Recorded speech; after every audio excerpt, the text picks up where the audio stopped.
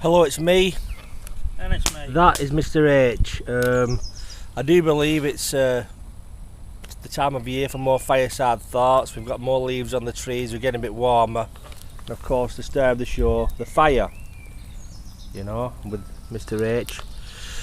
What would you like the first subject to be, sir, of the new 2016 all-improved fireside thoughts? Well, first of all, Happy New Year to all our viewers. I know it's a late one, halfway through the Well, year, I did a Christmas message over here. Unfortunately, you was indisposed. You was back in Honolulu Anyway, on secret business. what I'd like to ask you is, do you think the opportunities have dried up in this country? I was watching a thing regarding Sid James last night.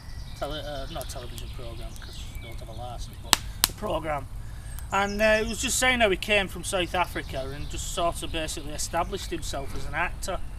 And do you think those opportunities are here anymore, or do you think the corporate way of doing things, the Simon Cowell way of doing things, has stopped all that now and you have to be manufactured as opposed to make it yourself? Well, I don't know if this camera will pick me up. I always get bad camera angles. It's still possible to make a living in entertainment.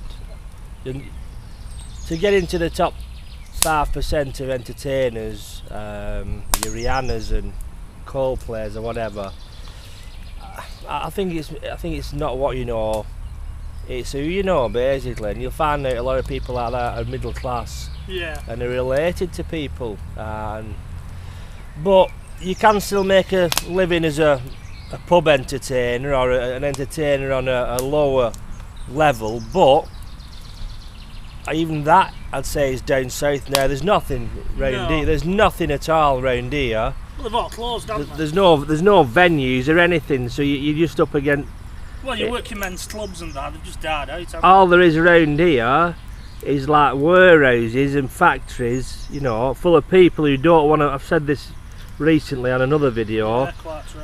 People don't want to be there. They're only there for money. They can't. There's no loving. No. You know, who can love washing onions? 12 hours a day or something. You're one of these poor sods who are in one of them Amazon warehouses where there's no lights. Well, I recently read it. And they have guards. Basically, them Amazon warehouses. They're all chipped, not physically chipped, but they're all wearing tracking devices.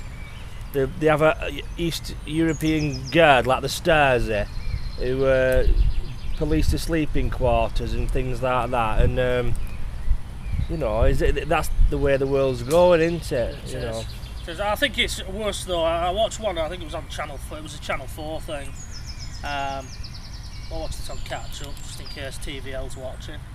And this poor sod was it was telling him how quick, and if he started falling behind, it was telling him, and it was on this little monitor, telling him what to do, and it's like, for fuck's sake. I did actually do a stint years and years ago at Argos working in back, and I'll tell you, Jimmy, I went home seeing fucking numbers in front of my eyes. It was shit, it was horrible. You were like in this little dungeon. Yeah. But, go and put things on shelves.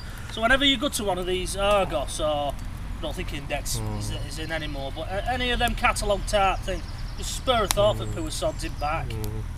I read a book recently he's read a book by Alan Watts, and he raised the point really that everything's done for money now. No, every product you buy these days, usually, unless it's thousands of pounds, is shit, and it falls to pieces in fucking months, not even months, but because there's people now are not working for the love of creating. There's no craftsmen left. There's just people who have to work to earn money. 3 parts of it, Jim. Point in question. When I was over in Florida, we bought these sandals over here, F&F, the Tesco's old brand. They fell to pieces within 7 days of me walking round. But when you look at them, where are they made in China, made in Indonesia. Yeah. Well, then people over there, all these tossers with the fucking iPhones and iPads don't realise that there's factories in China where they assemble these. The workers are on beyond minimum wage. They're patrolled by armed guards, and they actually have safe nets over near the balconies so they can't throw themselves off or the windows are reinforced so they can't jump out the window and kill themselves, because but people don't realise, I mean, there's kids in Africa mining a mineral called coltan, which is an important part of modern machinery, you know, your iPhones and your mobile phones. You know, and there's that little children going down mines, you know what I mean, to this, you know. Nestle, we all know Nestle are cunts. They're employing kids to get coca beans, you know what I mean, and lugging big bags of coca beans about, and we all know this. It's all about money. And it's like that recycling, isn't it? You know, where you send your telly back that they disposed of correctly, and they were showing you where these tellies ended up. You go to Africa.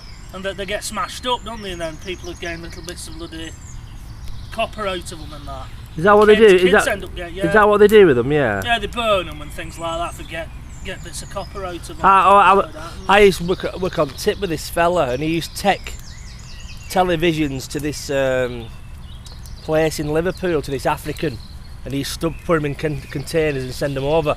I just thought they did them up and fucking... Or whatever they did with them. That's what they do with them, yeah. But yeah, Mr H, in answer to your question, you can to a certain extent, but not here. Yeah, Other small towns. Yeah, sadly.